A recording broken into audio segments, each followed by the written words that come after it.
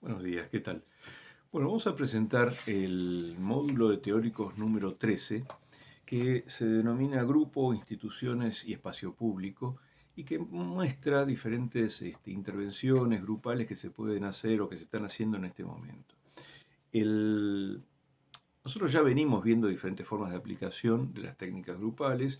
Hemos visto en pacientes graves, cuando vimos los textos de la ley de salud mental, con pacientes neuróticos, cuando vimos jóvenes de días grises. Fíjense que ahí, por ejemplo, se trabajaba con bastante psicodrama.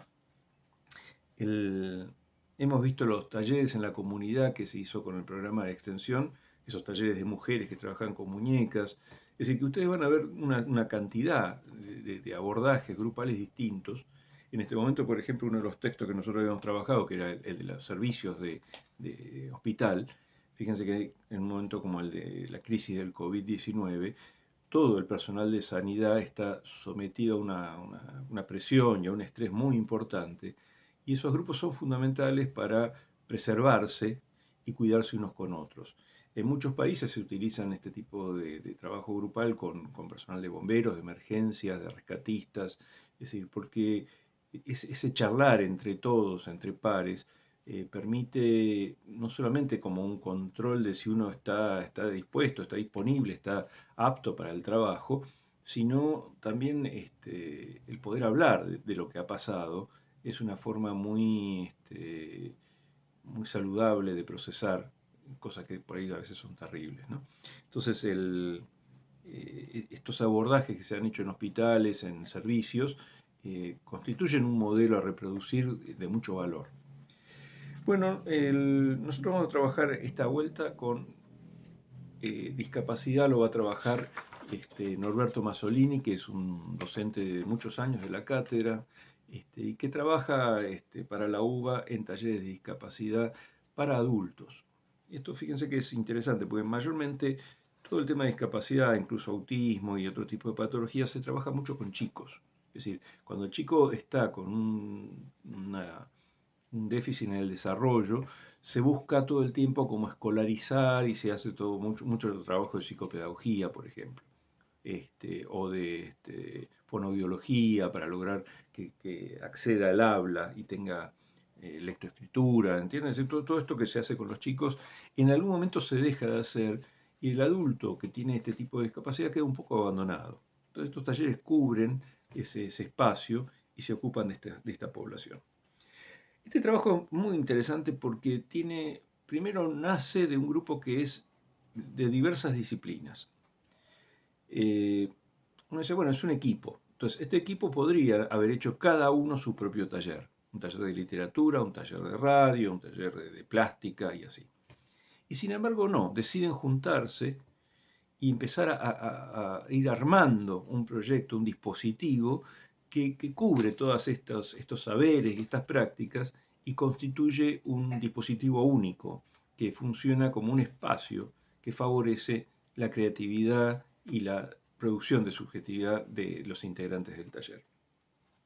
El, en este sentido, no está pensado como algo terapéutico, sino al revés, como algo que promueve la salud, que promueve el desarrollo de las potencialidades que están ahí sin desplegar.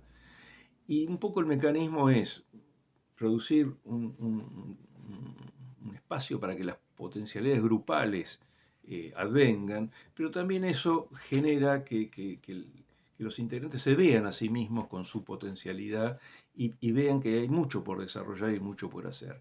En este sentido creo que es muy valioso el modo de pensar no tanto por el déficit y focalizar en el déficit, sino al revés, decir de qué es capaz y tratar de que despliegue eso de que es capaz.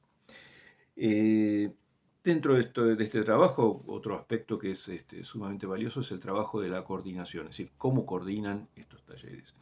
Y creo que es una coordinación que se sale del lugar de ese liderazgo de los primeros momentos epistémicos o de la interpretación más psicoanalítica y trabaja buscando todo el tiempo o promover que el grupo produzca y el grupo sea protagonista y el grupo genere ese producto, esa producción grupal. Eh, por lo tanto, es un trabajo que les recomiendo ver, sobre todo el PowerPoint, porque vamos a tener PowerPoint de los dos aspectos, pero creo que el PowerPoint de los talleres es muy, muy claro, uno entiende ahí rápidamente de qué se trata.